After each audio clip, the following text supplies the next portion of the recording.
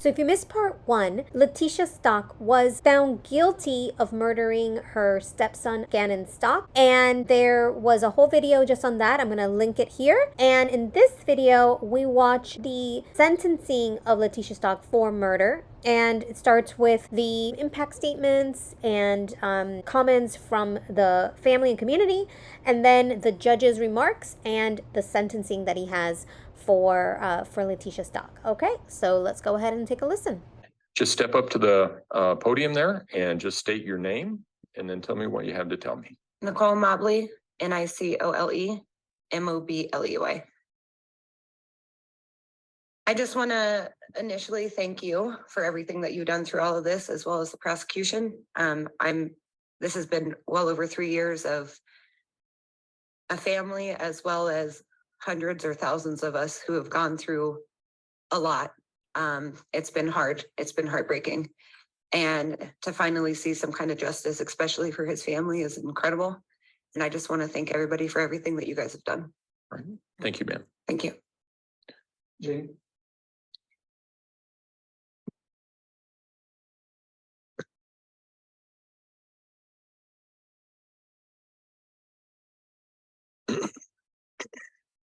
Hello, Your Honor. My name is Janie Cadenas. All right. Can you spell that last name? Cadenas. Okay, go ahead.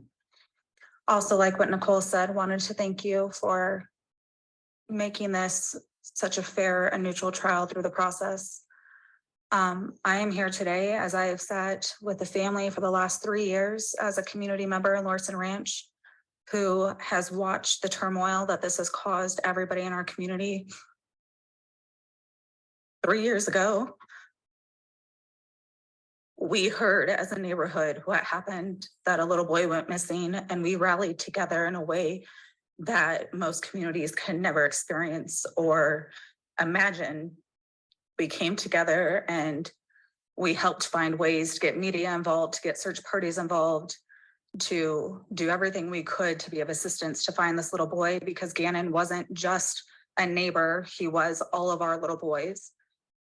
For months and months until he was found, we were all scared to let our kids go outside because we were scared that they would be kidnapped. We didn't know what was going to happen. And through that process, we all came together and we met Landon and Al, those of us that didn't know them, and we built relationships and friendships and garnered a family relationship with them through that process. But this is just one thing that, as a community member, somebody who was a part of it from the beginning, that I can confidently say, this is the worst tragedy that anybody could ever go through, and every parent's nightmare. And I have watched and held Landon as she falls apart time after time. But we are here today and justice has finally been served for Gannon. And we want to thank you as a community for that opportunity for this to happen today. All right. Thank you, ma'am. Thank you. Yeah.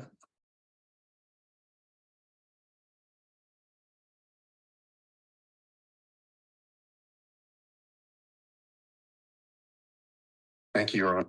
My name is Jeff Davenport, Jeffdavenport. Right. I am Gannon's great uncle. I'm Albert's uncle, and my sister Debbie, who hopefully will be speaking in a few minutes, is his grandmother. Because I am a couple of steps away from him in relation, even though I have personal memories of Gannon and the loving, wonderful young man that he was and the great man he would have been. I want to leave the depth of impact to his parents. So I would like to talk about the breadth of impact. The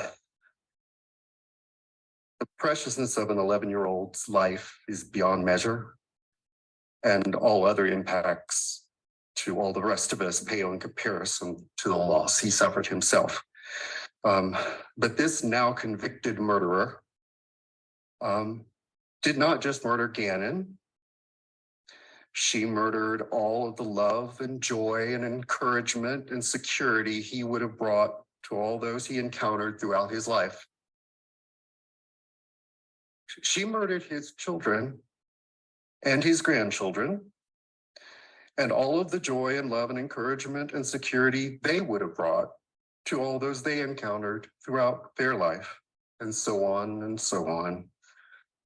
She murdered his junior prom, his senior prom, his high school graduation, his college years, his career, his marriage, his retirement, and his golden years.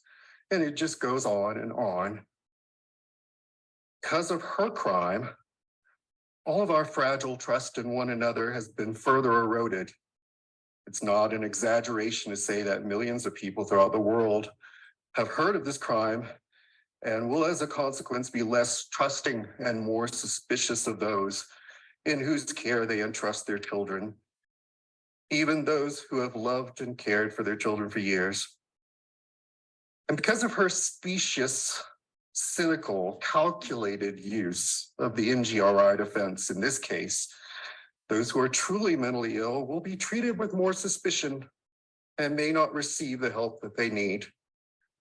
The reverberations of her murder of Gannon will ripple throughout eternity, and the impact of her crime is truly incalculable.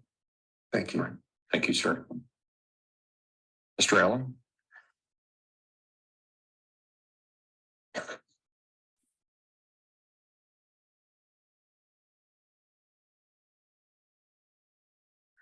Thank you, Judge.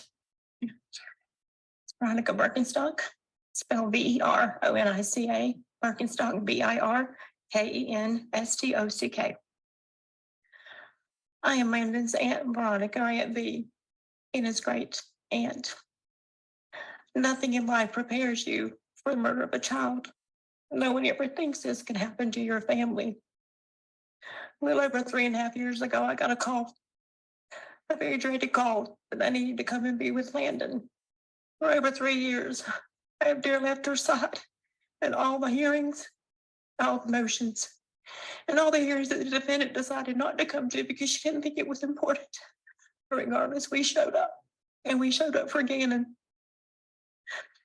I want to talk about forgiveness today because as a Christian, I have to forgive, not because I want to, because human flesh does not want to.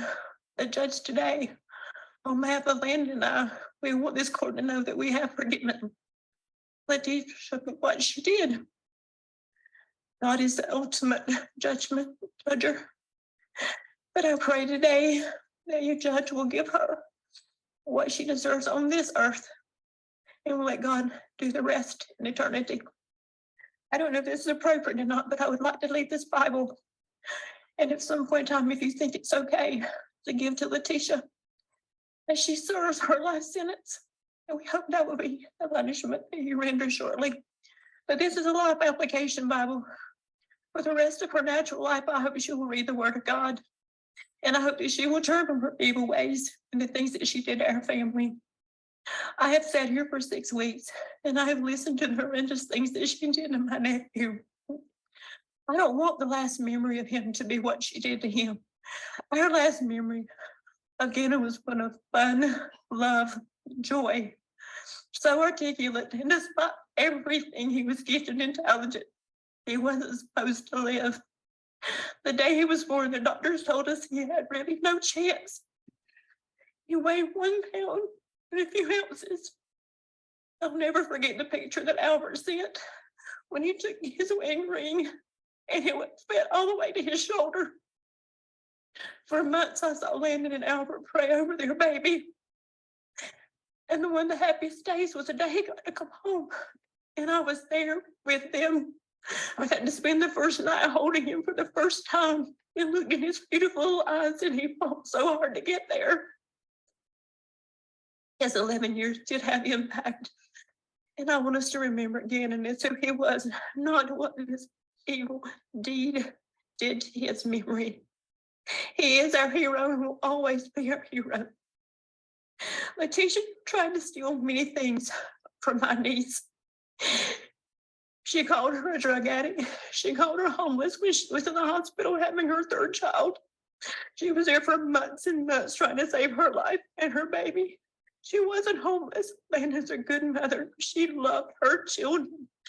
She loved Gannon, and her only son was taken away by someone who was just ferociously jealous of my niece. With all that being said, I pray that you will give her the sentence that she deserves. But I also pray that God will forgive her if she repents and turns from her evil ways. Thank you. Mr. Allen?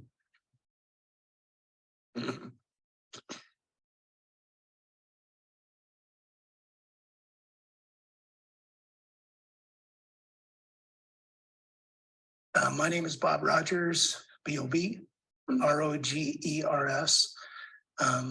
My wife Patty and I are grandparents to Lena and Gannon, who we never had the opportunity to meet in person. Over the past couple of years, there's been a lot of tears and challenges with Al, of who hopefully helped him walk through this tragedy. The person that comes to mind for me is Lena. Lena is Gannon's younger sister.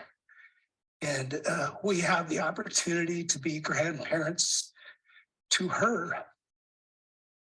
And she's a beautiful child. She sings beautifully. She's talented. What she doesn't have is an older brother to stand beside her as she goes through her life.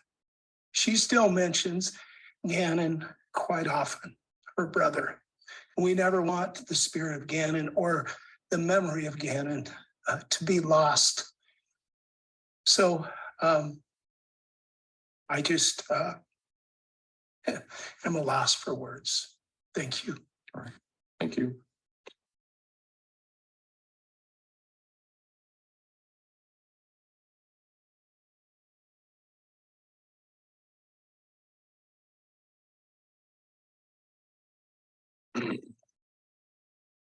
I am Deborah Pierce, P-E-A-R-C-E.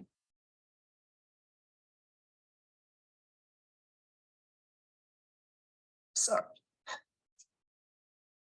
Gannon's grandmother. And I just wanted to thank you, first of all, Your Honor, for this court, everything that's been done, for everyone who has so carefully and impartially cared for this case, for this loss of this precious child. And I feel that if Gannon were here today, he would say, please protect my family and be concerned for the loss that they've had. This has gone from my children to my grandchildren, little children who lost a cousin who never understood why something like this could happen. If he were here today, he would say, please take care of my family. Make sure that they're protected as time goes on and as this life goes on. And obviously to help us to go forward in this life. Thank you so much. Thank you, ma'am.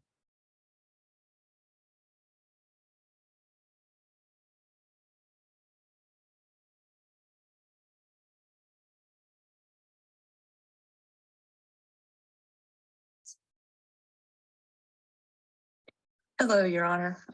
My name is Landon Bullard, also referred to as Hyatt in this case, but Bullard's B-U-L-L-A-R-D.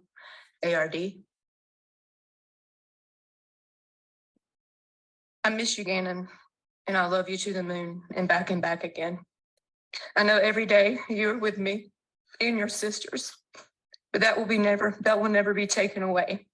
The ache that I have for you, to hold you, to hug you, to tell you how much I love you, and to see your smile and your innocence. I remember all the pain your dad and I suffered with having children.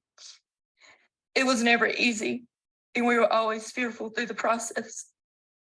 On September the 29th, 2008, our lives were forever changed. Our first biggest blessing came into the world, weighing only 1 pound and 6 ounces. You fought all the odds and developed a personality and a smile that's larger than life. You became my hero that day.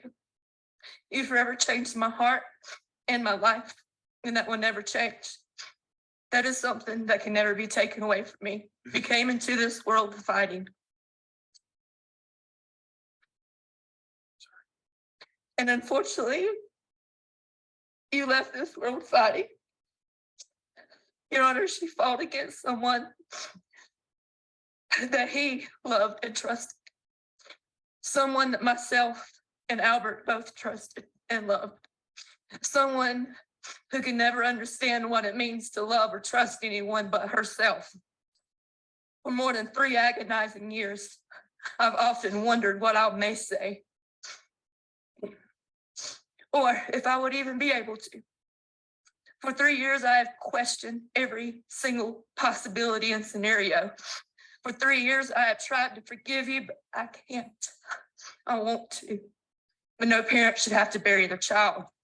No parent should have to see or hear the horrific things you have done to the whole family. She has taken away the most precious gift in this world. Not just my family, not Al's family, but your own family. She destroyed dozens of lives of people who never wanted to believe that she could have done this. She knew how special Gannon was, and she knew what meant to most to me.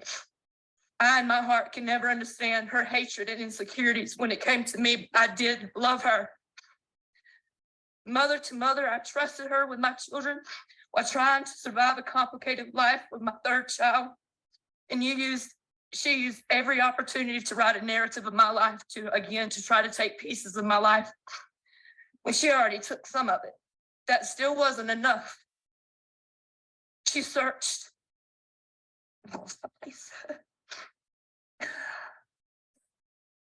I don't know where I'm at now.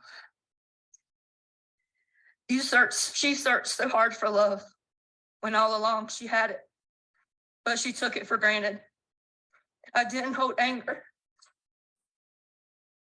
against you then. I still kept my heart open to her. You had so much love from Lena and Gannon, from Harley, her own daughter, that you willingly subjected to the chance of serving time for her crimes.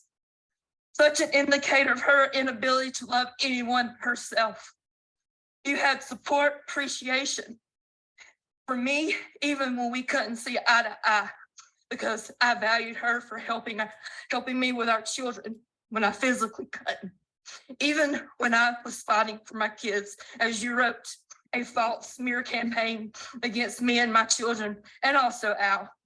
For me, I still appreciated that they were loved by you. So I thought. She had everyone fooled. She projected abuse and addiction claims against all of us, not just me, when all along she was the one harming innocent children. Anything to take the light off. Manipulating us, breaking my kids, and murdering my son. I can't say that she ruined my life, because that would be some form of sick victory for her. Because even through this process, it's been a game to her. The people who listened doesn't know her style or her sly jabs.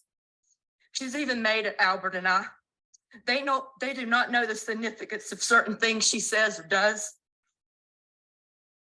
But we do. Instead of allowing her to take that power of hurting me further, I wanted to tell you this. Let me tell you what Gannon has done.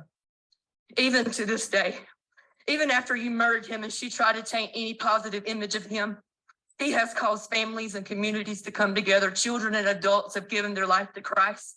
He has called unity in times of trial. He is a hero. She even tried to steal that away. A cape, huh? The one image of Gannon that was created for the world. After it went national, TV begging for the return of my son, my hero. How dare her? How truly sick and cruel is she? You stole so much from this world. Gannon's cousins, aunts, uncles, sisters, new siblings, grandparents, and friends are missing a huge portion of their lives without Gannon.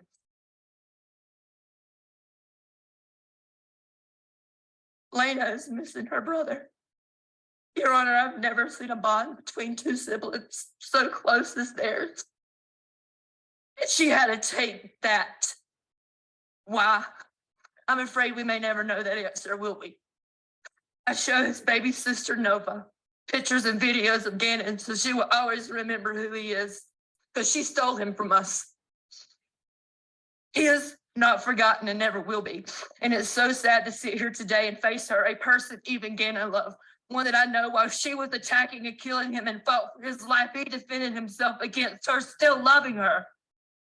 A love she never deserved from him for what she has done. While she is too much of a coward to even come forward with the truth, she owes it to Gannon. But the lack of remorse and the lack of respect to Gannon through this child, her lack of compassion shows me that she and we were all wrong. She manipulated all of us and never loved Gannon, Lena, or Harley. I've sat here for over a month having to listen to her sick lies, even as she tried to destroy who I was and Albert as a father. I've had to sit and listen and watch every reenactment of images no one wants left in their mind. You wanted to leave us with that, knowing it would torture us, but you underestimated me. I am Landon, Gannon's mom, and that will never change. Through my hurt, anger, and pain, I will never be the monster that she is. I can never be filled with the hate that her heart holds. I pray that we will never have to look at her face again. I will continue to hold on to my faith. Vengeance is not mine, as I surely wish it could be at times, but it's the Lord's. I have to trust in that. Thank you, Judge Warner, for your compassion, your patience through this trial. I want to thank the juror for their attentiveness and time that they took for justice for my boy. To the detectives, officers, legal team for every single second they've poured out into Gannon's case. And to the community for your countless hours. Tisha, that was her biggest mistake. You underestimated this community and this defensive team, Lorson Ranch. They searched for and fought for Gannon within hours, and they never believed your lies from the moment they started. None of these people ever gave up on him. You never looked. All of these people I will forever hold close to my heart.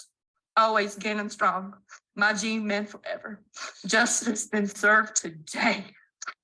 Your Honor, I pray that you just give her the best sentencing, the longest sentencing that you can. This will not bring my son back, but I can sleep soundly for the first time in 3 years, knowing that you can never harm, this defendant can never harm anyone again, knowing Gannon will always be a true hero in a cape. He will always be my son. That will never be taken away.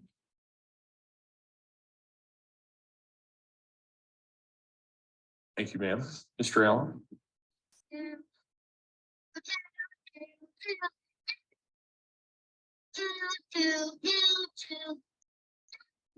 Once I was 7 years old, my mama told me, go make yourself some friends or you'll be lonely. Once I was 7 years old.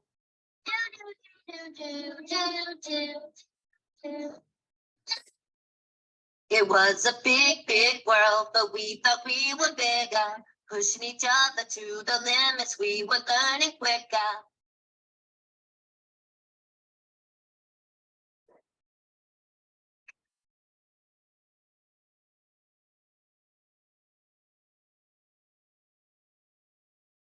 Stauch, Gannon's father, capital Father. Last name Stauch. Stauch.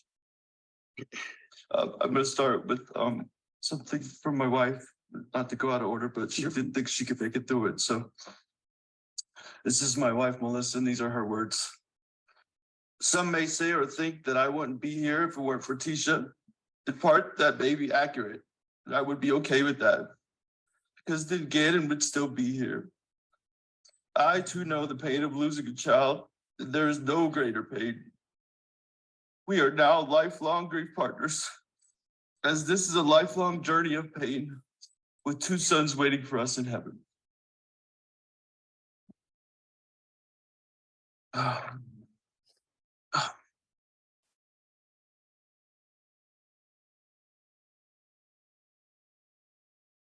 have some words from my daughter Elena. I will address in the middle of my speech, but they're written in yellow, so I don't know if I should leave it to a child. Out of the night that covers me, black as the pit from pole to pole, I thank whatever God may be for my unconquerable soul. In the fell clutch of circumstance, I have not winced nor cried aloud. Under the bludgeonings of chance, my head is bloody, but I'm bowed. Beyond this place of the wrath and tears looms but the horror of the shade, and yet the menace of the years shall find me unafraid. It matters not how straight the gate, how charged with punishment the scroll. I am the master of my fate. I am the captain of my soul. The poem I read is named Invictus, translated from the Latin means unconquerable. I quoted this same poem at Gannon's memorial here in Colorado Springs back in August of 2020. Why August of 2020? When his body was ripped to shreds on January 27th? Well, as we heard testimony to, his body was found 1,370 miles away. And then the process to identify his maggot-infested remains withheld him from us until July 2020.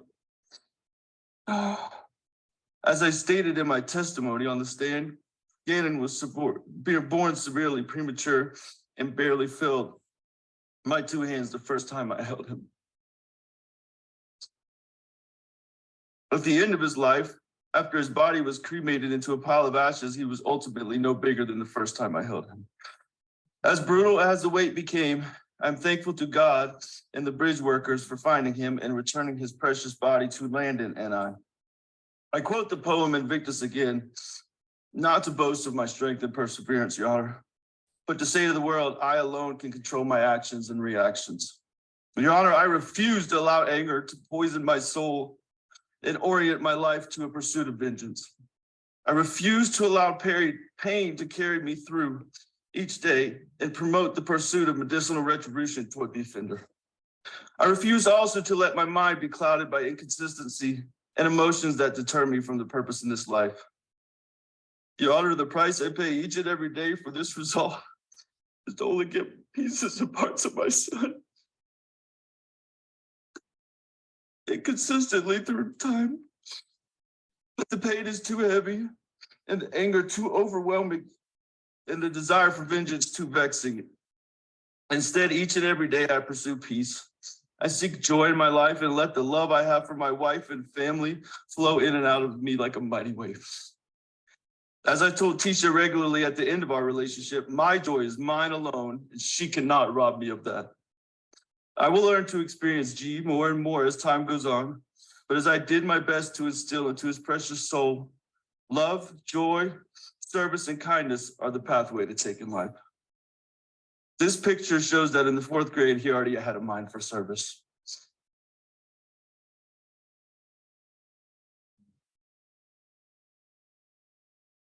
Throughout these past 3 years since Gannon was beaten and drugged, carved up, shot at point blank range and discarded like yesterday's garbage, I've encountered many people that would figuratively do the same to me. I've been questioned, compared as Tisha did to my abusive father, and ridiculed for my approach to finding Gannon. I hope now that the world has seen that I was assigned the most arduous task of finding Gannon in the only place that was possible for him to have been in the mind of a killer. Were my efforts fruitful? I believe so. But from the moment I did not see the Volkswagen Tiguan, or however you say it, at French Elementary on that Tuesday evening, a clear direction for finding Gannon pointed directly and precisely at Tisha. While others online, some who are even in the courtroom today, questioned my perceived lack of effort or concern, I stood still and stood firm in knowing that only one person had the information needed to find Gannon. Now I say woe to the person who questions a father's resolve when the safety and well-being of his children are at stake. I did not waver. I did not falter in the pursuit, nor did I allow the mentality of the mob to shake me. But it was only by the grace of God that Gannon's precious body was finally found. In Mark 4:39 of the Bible, in the middle of a storm, Christ arose and rebuked the wind and said, "Peace, be still." In times of trial in my life, from seeing my father being taken away in handcuffs, seeing that sweet 1 pound, 6 ounce baby boy for my firstborn son being put into a Ziploc bag after he was born to help regulate his body temperature, and now searching for and never finding my son again. I have but one choice, and that is the times of trial and tribulation to have that peace and be still. As I alluded to previously, that stillness does provide an easy target for many who do not understand peace, hope, and even faith. Some, including Tisha, feasted on my stillness, attacked, and yes, left several scars. And one of these scars comes in the form of the financial and residential ruin that began in the early days of this ordeal. I'm just going to skip this part because I don't want to make this any more about me. I'm not seeking any restitution, Your Honor. For the $1.50 a month I received from the defendant, Tisha, would just keep me connected to her for the rest of my life, and I don't want that. So absolutely no restitution, Your Honor. The murderer of which I speak was not always such. When I met Tisha, she was beautiful, extremely intelligent, as many have testified to, and a seemingly successful woman. A far cry from the nappy-headed, murderous, narcissistic, and arrogantly flippant human being that sits in our midst today. Having a background in teaching, social work, higher education, certified babysitting, and endless amount of credentials, that should render one trustworthy when it relates to the safety of children. However, although she remains too much a coward to state the facts of what she did to Gannon, too much a lily-livered, self-centered, pathological liar to ask for forgiveness, and too much the facade of one who actually cares for others to have taken her frustration out on an adult or one who could defend themselves, she will one day give an account through her words or through her time. Sending pictures of Gannon sleeping to Landon and I was telling, as the boy looked pale and absent of the energies that so defined him. This is what a happy, healthy little boy looks like when he's sleeping in the next picture. That's what a little boy sleeping looks like. These pictures on the screen are of a happy, healthy little boy that's sleeping sweetly, healthily where he lay. The impact Tisha had as a result of this heinous crime stretches far wider and far deeper than I could depict through my statement today. 2 other people torn to pieces as a result of this are Gannon's sister, Lana, and Harley. Speaking of Harley, I feel as though I've lost 2 children as a result of this tragedy. One of which I will never see on this earth again, and the other which I do not know if a relationship can be salvaged with. Now for Lana. The video you saw as submitted in evidence, her bebopping down the street, is actually an excellent depiction of Lana and her happiness and her joy in life. She is very loving, trusting, and at times way too social. Normally, you might be concerned by your little girl talking to the utility guy working in the front yard, but in this case, it was the inside of her own home that was of grave concern. Nonetheless, her loss, Lana's loss, is like none I can even imagine. She lost her big brother, her only brother at the time. I still do not know if she has fully processed or fully understands the gravity of the situation, but regardless has pressed forward and is thriving as best as she can. I am so proud of her. And these are her words. Once again, they're in yellow, so I'll do the best I can. And this is what I asked her if she wanted to say anything to Tisha, and this is what she said in her sweetest mind that she has. That you do not do that to people, especially your stepkids. And that it is never all right to do these things. How sweeter of a response can you get? Now for my precious, premature firstborn son. Get it? I never in my wildest dreams would have ever thought you'd be in danger, buddy, or I know I wouldn't have not left you. At home with what turned out to be your murderer and the last person to ever see you on earth. I'm so sorry.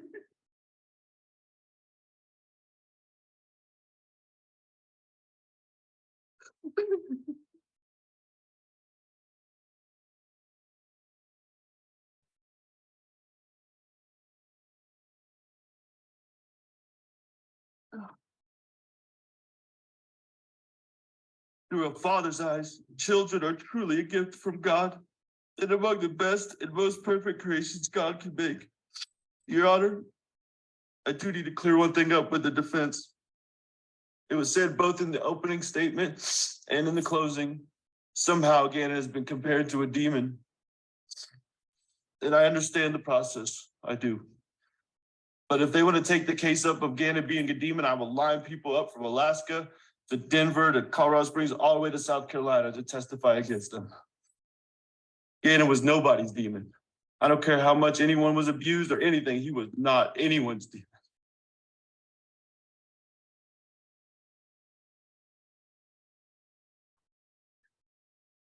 Oh, okay. Gannon was truly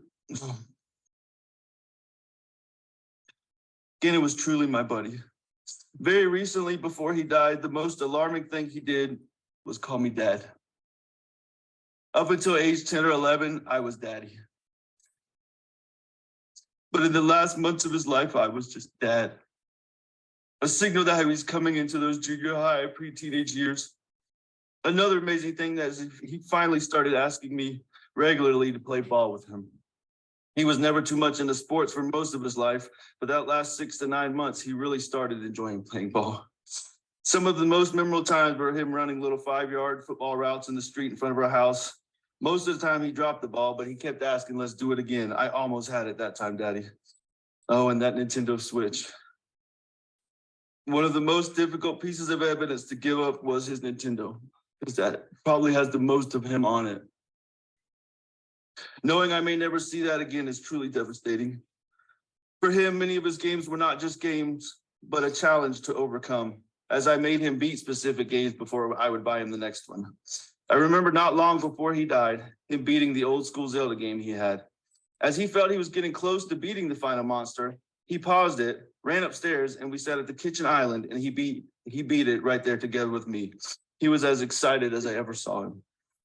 With all of that and all of the pain of only being able to see him play through the one YouTube video he was able to make, which I'm about to play, I can sleep in peace at night because the father I am and the son he is was culminated as always in our final embrace as he ran out of arms and downstairs to watch Pokemon, I in his heart and he in mine. If we can try to play that video, just maybe the first 10 or 15 seconds of it.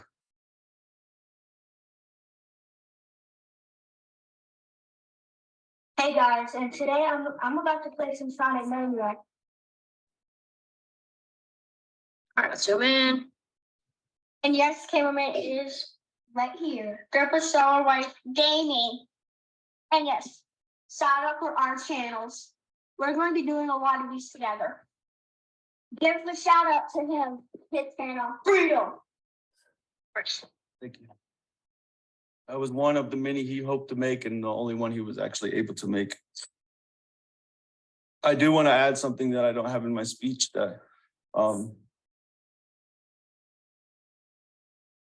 me and Landon already had a conversation about this, and I owe her an apology as well as she already gave me one, that we allowed Tisha to manipulate us into some of the pain and disagreements that we had between one another. And Landon, I'm sorry. But I will say this, Tisha was not the glue to keep everything together. She was not the answer. And this is not a jab, Landon, okay? But Lena still lives with me. Tisha, you were not the answer. Now, Your Honor, if I have any influence on the final sentence for Tisha, first I asked to be stripped of my last name immediately. It's nauseating and infuriating to hear her called Miss Stauch this past 3 years. Secondly, I asked that for every mile she drove Gannon across the country, she spent 1 day in solitary confinement. I think that took us in between 3 and 4 years. After that journey is complete, I recommend her sentence be equal to every year she stripped off of Gannon's life, which for the average male in America right now is 77. So that would give her 66 more years in addition to the 11 he lived. Lastly, for every year of Harley's life that she abusively manipulated that child, she should have an additional year of prison. That adds 21 years to the total. I think without parole, that should suffice. I pray also that Tisha lives the fullest and happiest life that any inmate possibly can live. I also pray that every night before she falls asleep, her last breath before she drifts off sounds just like the breath that she describes Gannon breathing as life left his body. And that all through her sleep, she dreams of all the fun they had at Disney and other places we went throughout our time together. And that every morning as she is about to wake, the end of her dream, the last words Gannon spoke to her, screamed or cried, "Tisha, stop, you're hurting me. Why, Tisha? Daddy, help me. I want my mommy. Why couldn't you let her just be a mama's boy? That's all he wanted to be. He just loved his mama. I wish she would tell me what those words were so I would know." And then as she speaks those words, the sound of a gunshot goes off and she wakes. Every day and night, I pray she relives just those moments and then wakes up to a nice, warm, and kosher breakfast. In conclusion, I would like to share a picture of Gannon in his final state and find a resting place, and thank everyone that has had a positive impact on my family and I. To everyone that has shared the positive impact Gannon has had on your life, from a proud and broken father, from the bottom of my heart, I thank you. I'd like to pause until we can get that last photo up.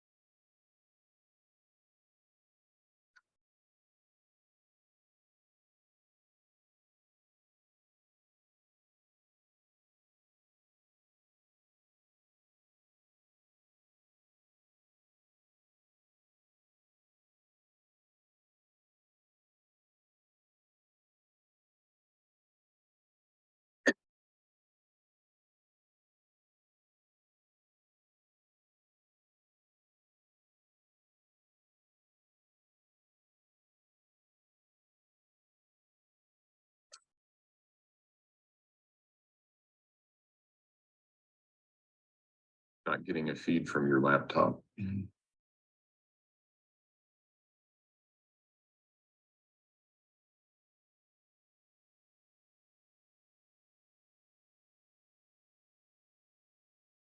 fine. Oh, there it is. Thank you, everyone.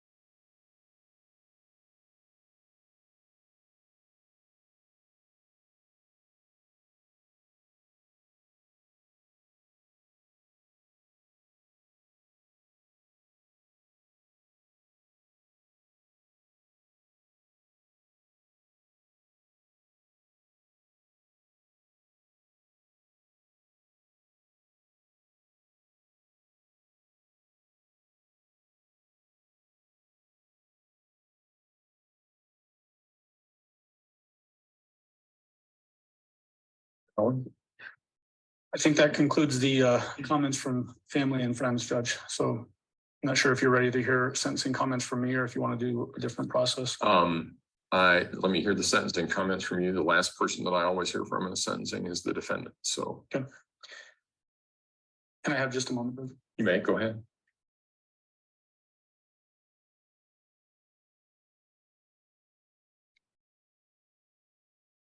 Yeah, just in the abundance of caution, I would ask the court to keep restitution open for a period of time. Obviously, Mr. Stauch is not asking for any restitution, but there may be some that we want to submit, and so I would ask the court to keep that open. Well, based on the new case regarding timelines, I'm going to give you 49 days to submit an order. Thank you. If there is an objection, you'll need to file the objection within 14 days after that. And that'll get us all right. So 49 days, 14 if there's an objection, and if there is, we'll have a hearing. Okay, thank you, Judge. Judge, I'm not going to make a long drawn out statement. I think the comments from the family and friends of the Stauch family said it better than I ever could about the impact that Gannon had on their lives. The loss of Gannon from his family into this community will never be made right through this process. We all know that. The defendant, through her own actions, tore Gannon's family apart, tore this community apart.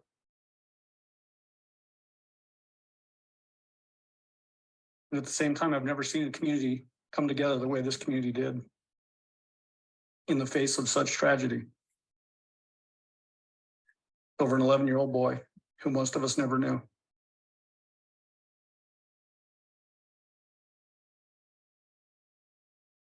The defendant manipulated this community, Gannon's family, the investigation. I've been a prosecutor for a long time, Judge. You've seen a lot of cases. I've never seen the kind of horror that this defendant brought down on a community and a family. The torture that Gannon had to suffer in the last moments of his life are unspeakable.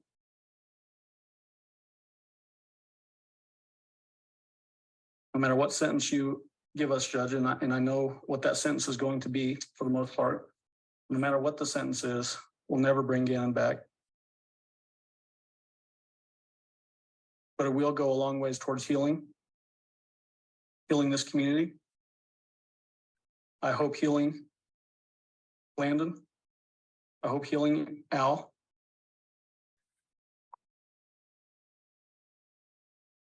They're going to live the rest of their lives second guessing every decision they made as it relates to leaving their children in the care of this defendant. Through no fault of their own. Judge, on count one and count two merges into count one. The only sentence available is life in prison without parole. As to count four, tampering with a deceased human body, driving Gannon's body over 1,300 miles away, hiding it from view, hoping it would never be found. As for the maximum sentence of 12 years, Judge, and that it be running consecutive to the life in prison without parole. Tampering with physical evidence is an F6. It's 1 to 1.5 years. I ask that you give max on that as well and run that consecutive. Judge, we do have that other pending case, 20 CR 3170, hanging out there. In the grand scheme of things, well, I'd love to prosecute this defendant for that charge as well. In the interest of justice, I would like to see this defendant in Department of Corrections custody as soon as possible. And so we are dismissing that count or that charge. Thank you, Judge.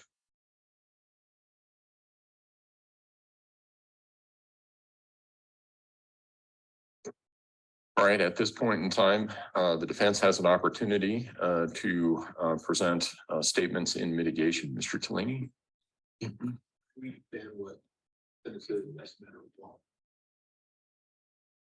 It's now on council.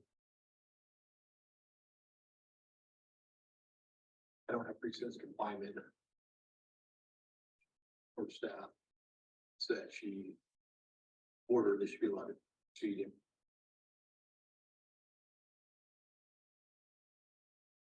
Give me an order. Yes, sir. Okay. And Ms. Stauch, I heard what your attorney had to say, but I need to hear it from you. You have a right to address the court at this point in time regarding any matter that you want me to consider for sentencing. Do you have anything that you wish for me to consider, ma'am? All right.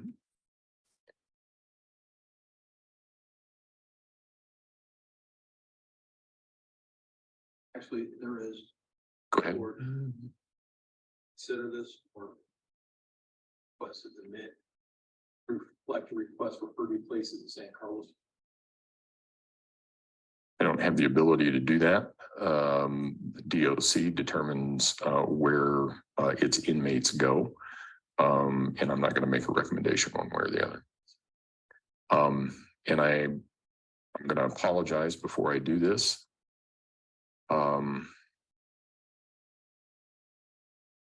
I've heard a lot. I want to take about 10 minutes to put my thoughts in order.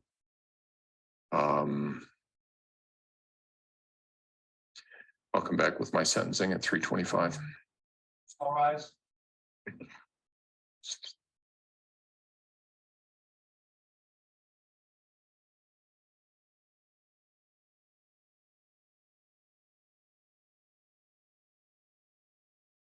So there's Letecia laughing it up. I mean, I don't know if she really is delusional. So just a couple of things before the judge comes back to give his final sentencing. And it's interesting that he was getting, you could tell he was getting emotional while Al was speaking, Gannon's father. I got emotional throughout as well. It's just those victim impact statements are tough to hear. So one of the things I thought was really interesting that Al actually remarried. I didn't know this, a woman who had also lost a child. So that was kind of interesting. They said that they're going to be, grieving for the rest of their lives the loss of their children. I don't know if they met possibly in like grief support groups or whatever it is. So, but I thought that was kind of interesting. And another thing that was interesting is that Al actually brought up the whole part about the Gannon being Letecia's demon. And I can totally see where I would never, he was a sweet little boy, and yeah, okay, boys do whatever boys gotta do. But I would not want my child to be referred to as a demon, even if it was her, her whatever you want to call it, the Achilles heel or whatnot. So I thought that was really interesting. I'm glad that he said that. And because it's pretty awful to refer to an innocent child as a demon, right? I thought that was very, very strange. So yeah, those were the two parts that I thought just wanted to share. And yeah. A parent's worst nightmare is getting a phone call letting them know that something has happened to their child. How much worse must that nightmare be when law enforcement asks not for a picture of your loved one, but rather DNA and dental records? I've also heard it said that one of the worst tragedies a parent can experience is to outlive a child. I have known people, both professionally and personally, who have gone through that. It never leaves them, but the sharpness of the pain does diminish to some extent over time. I cannot fathom the pain Mr. Stauch and Ms. Bullard have experienced as a result of the defendant's actions. A sentence in a criminal case such as this will not change the fact that their son's life was taken from them, and no sentence I impose and nothing I say will ever change that fact. Ms. Stauch, you betrayed the person you loved enough to marry. You told your husband lies and took away someone he loved. You took away every day that Mr. Stauch or Ms. Bullard could have had with their son. When you take a life, regardless of how you do that, you forever alter the future. Neither Mr. Stauch nor Ms. Bullard will ever see their son graduate from high school, go through the joy and the pain of that first love, or get married. They will never know what kind of impact their son may have had on the world if only he had lived to become an adult. And had Gannon's body not been found, they never would have known what happened to Gannon.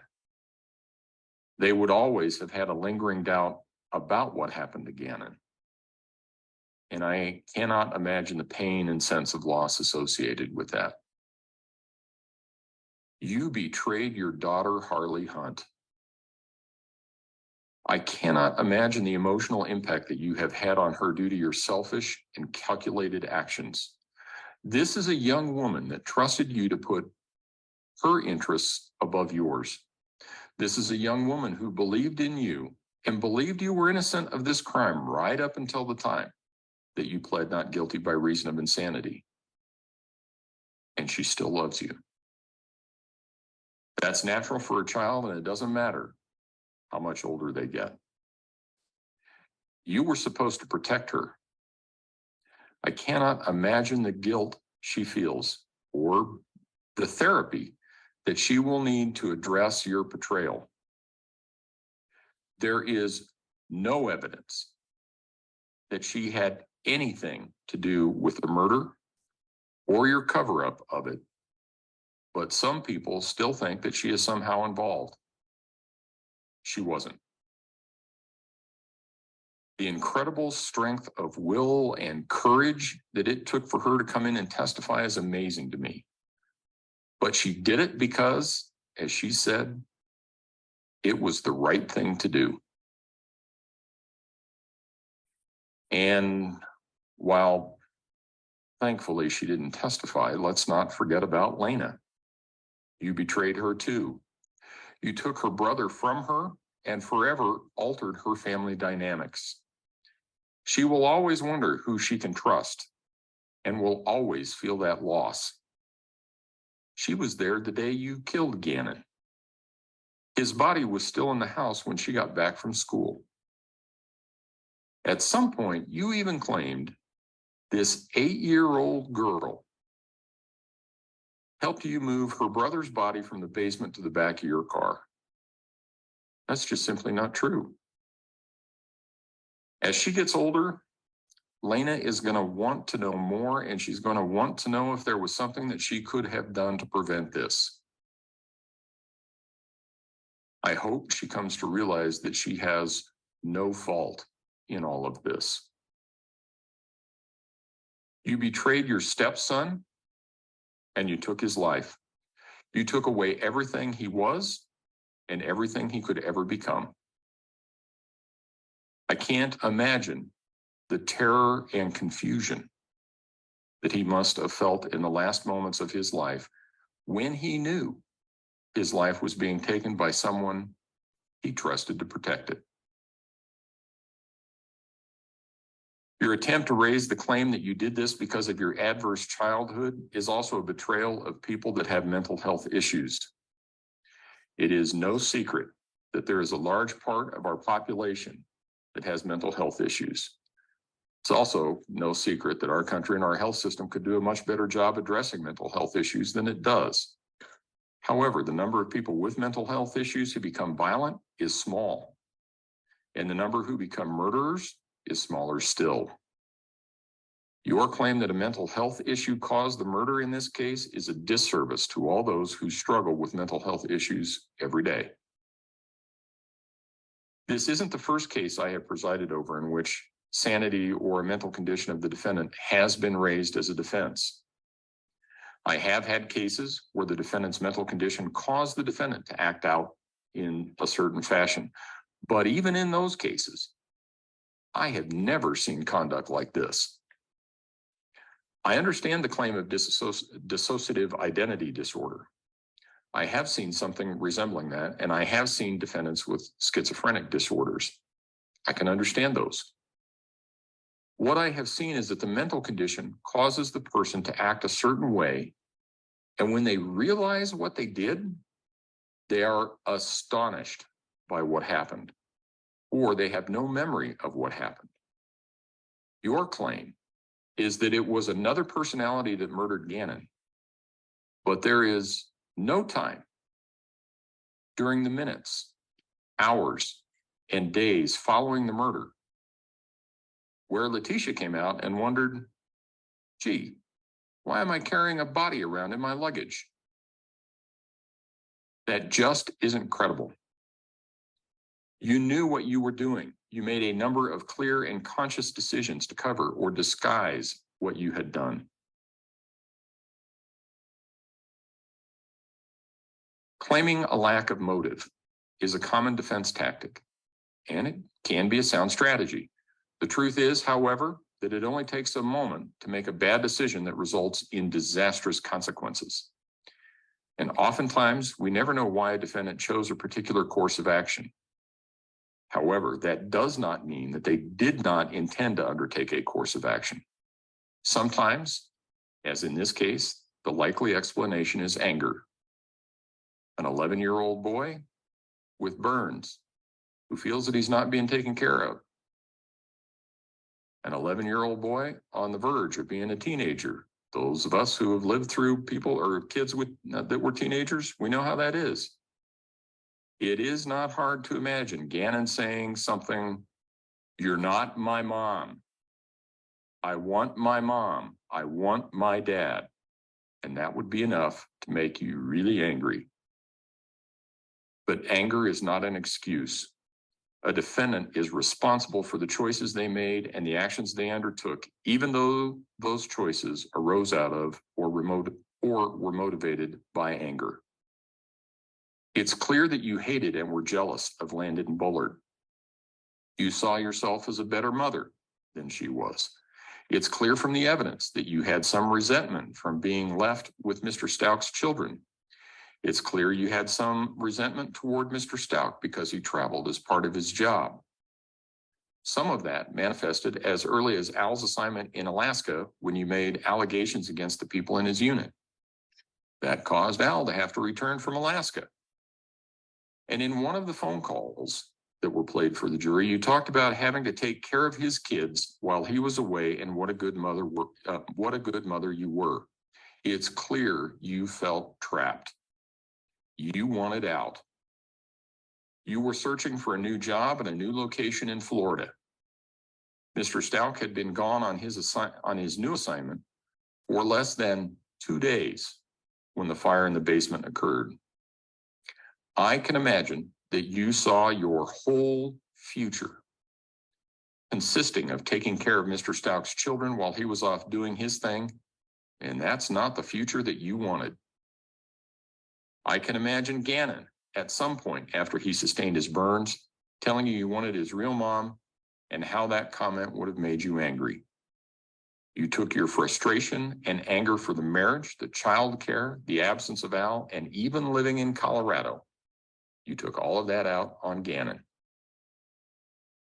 The evidence suggests you first stabbed Gannon repeatedly, 18 times.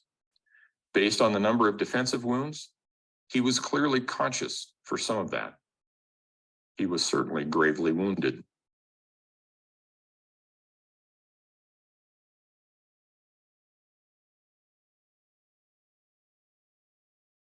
And chillingly, it would also explain how you were able to mimic the sound of Gannon breathing in one of your sessions with Dr. Lewis. Those were probably close to his last breaths. He was dying but not dead. The evidence could also lead one to conclude that he either fell or rolled off the bed where you shot him in the head and then beat him with the butt of a gun or a baseball bat. That would explain the blood found at different levels on the walls in Gannon's bedroom.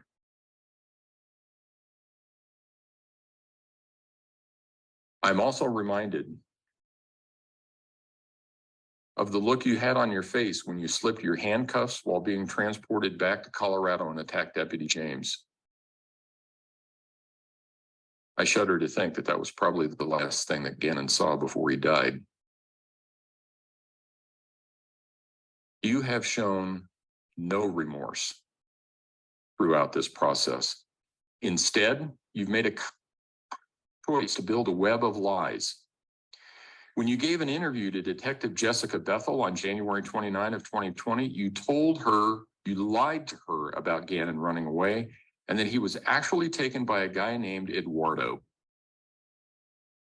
When you explained that to Detective Bethel, you said you needed to lie because you didn't want to face the consequences. You told her that you were trying to come up with a plan about what you should do. And finally, you told her you really thought you could fix this. I think that's true. You lied because you didn't want to face the consequences. You needed to come up with a plan to fix this, and that plan involved covering up what you had done. It involved lie upon lie. But you slipped up at various points and let kernels of truth escape. In one conversation with Mr. Stauch, you told him the FBI needed to close the borders of Colorado, needed to close I-95. I-95 doesn't go through Colorado. It's an interstate that runs along the entire eastern seaboard. It's also not far from where you dumped Gannon's body. When questioned by Detective Bethel, you told her that Mr. Stauch might also make up some kind of story about you coming at him with a knife. He said you would never use a knife like that. Yet Gannon was stabbed 18 times. Your actions in this case also show a very conscious attempt to avoid responsibility in this case. You started out with the story that Gannon had run away. You gave some hints that it might be related to bath salts or drug use by Gannon. You stayed with that story until you were called into EPSO for an interview. You knew they weren't going to buy the story that Gannon ran away. Then you came up with the abduction. And you stayed with some iteration of that for a long time. But all of those versions had one thing in common. You were always the victim. In one, you're beaten and raped and Gannon was abducted. In one, someone stole Gannon out of a truck in the parking lot. In another, you let someone drive Gannon to a hospital to take care of a head injury that he had after falling off a bike. In all of them, you could claim it wasn't your fault. You were just in the wrong place at the wrong time. Then you got arrested. You stuck to the story that it was someone else that took Gannon. During the hours that you spoke with Special Agent Grusing, he told you he thought sometimes good people do bad things and sometimes it's an accident. Then they found Gannon's body. Then you saw the mountain of evidence against you. And this is a mountain the size of Everest. What was your position after that? Well, it was an accident. And you, Letecia, didn't even do it. It was Maria Sanchez. You carefully crafted your new story to continue to avoid responsibility. It also allowed you to take advantage of the out that Mr. Grusing and Mr. Stauch suggested much, much earlier when they asked you if this was an accident. Now it was an accident. Your Maria Sanchez personality shot Gannon by mistake because she thought he was an intruder in a cape.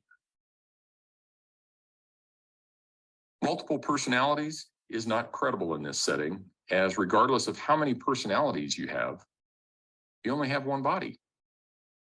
I have presided over cases where a mental disease or defect prevented a defendant from remembering the course of events, including the commission of the crime. Without exception, those defendants have been terrified when contacted by law enforcement because there was a period of time in their lives that they could not account for. Their body may have sustained an injury and they don't know how it happened. They may have some new object in their house or on their person and they have no idea where they got it from.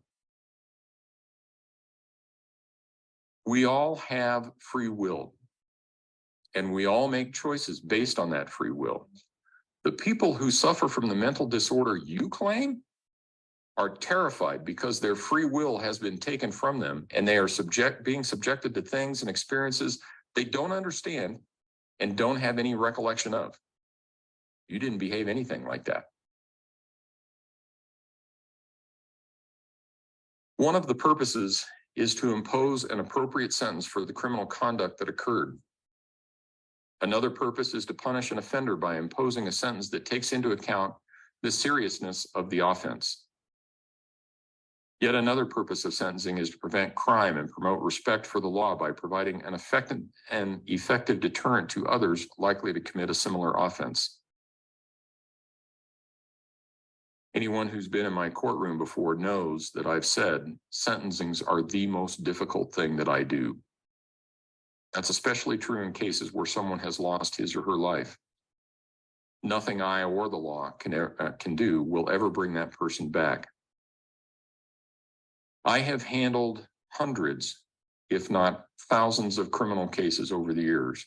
I think at this point in my career, I've presided over something like 200 jury trials. I've sentenced hundreds more defendants pursuant to plea agreements. This is not the first murder case that has come before me. This is not the first case I have presided over which involves harm to a child. This is not the first case I have had where a person who was in an unhappy marriage committed a crime. Sadly, statistically, there is a high correlation between violent acts, including murders, and family members. I have had a number of cases which have demonstrated one person's capacity for cruelty toward another human being. I can, however, say without hesitation that the facts in this case are the most horrific I have ever seen. Your conduct in this case deserves the maximum punishment that I can impose under Colorado law. As such, with respect to the charge of first-degree murder after deliberation, I remand you to the custody of the Colorado Department of Corrections for the remainder of your life with no possibility of parole. With respect to the charge of murder in the first degree of a child under 12 by a person in a position of trust, I remand you to the custody of the Colorado Department of Corrections for the remainder of your life with no possibility of parole. Those two sentences will merge. If you have questions about that, you can ask your attorneys. With respect to the charge of tampering with a deceased human body, I'm also going to sentence you to 12 years, followed by a 3-year period of parole. That sentence is to be consecutive to the life sentences that I've already imposed. With respect to tampering with physical evidence, I'm going to impose an 18-month sentence. That sentence is also consecutive to the sentences for the murder charges that I have imposed. I also understand, with the consent of the prosecution, and I'm assuming no objection from the defense, that I will dismiss all the charges in 20 CR 3170, close that out subject to restitution, give the people 49 days for restitution, 14 days for response. And if there's an issue, we will set it within the 90 days, from. I think that resolves all outstanding matters. Is there anything else that the prosecution wishes for me to address? No, Your Honor, thank you. Defense? Court will be in recess.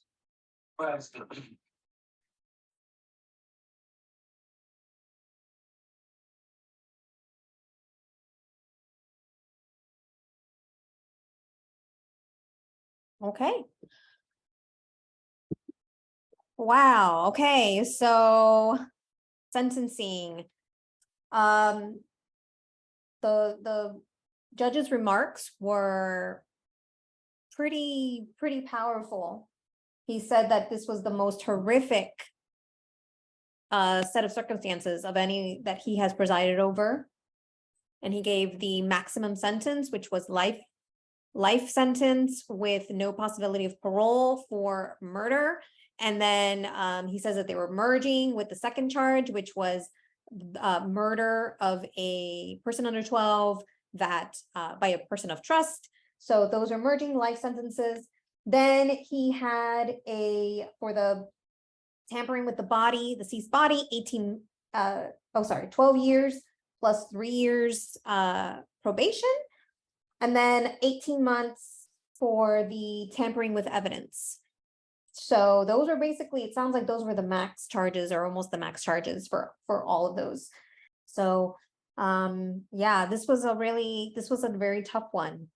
I think he said it pretty well, that people who really have that type of, dissociative multiple personalities are actually quite scared or terrified because they lose periods of time where they don't know what's happening. And so those who are really, you know, really innocent or really don't know what they did, they don't act like her. She had no remorse. And like he said, there's only one body, and at no point did she ever take any type of responsibility for her actions, other than to say that, you know, she pleaded innocent by means of insanity. So at least they didn't discount that she was involved in the murder of Gannon. So I thought that was very interesting. I would love to hear your thoughts. It's been an emotional afternoon. So yeah, I would love to hear what you think.